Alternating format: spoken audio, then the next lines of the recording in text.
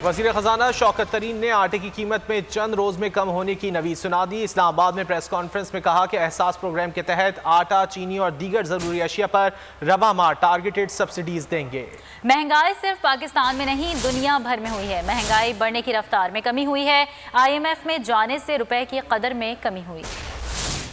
سب سے important news اس short run میں یہ ہے کہ ہم اسی مہینے سے انشاءاللہ ٹارگیٹڈ سبسڈیز دیں گے۔ یہ ہم پہلے نہیں دے رہے تھے، ہم صرف ٹارگیٹڈ سبسڈیز دے رہے تھے الیکٹریسٹی کی اور گیس۔ ہم نے جو نچلا طبقہ ہے اس کے لیے ہم نے یہ پرائسز کنٹرول کی۔ اب ہم کیش سبسڈی دیں گے آٹے کے لیے، چینی کے لیے، گھی کے لیے، دالوں کے لیے۔ اور یہ جو نچلی کو 40 سے 44% جو پاپولیشن ہے ان کو یہ سبسڈی کیش سبسڈی ملے گی۔ ہم نے جو ویٹ ہے اس کی جو ریلیز پرائس ہے وہ 1950 روپیہ کر دی ہے۔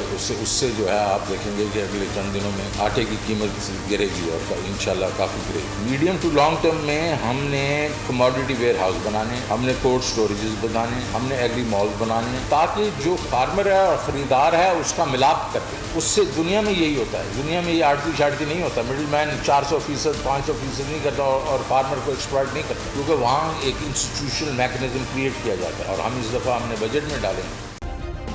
سبسکرائب کریں اور بیل دبائیں تاکہ کوئی خبر رہ نہ جائے۔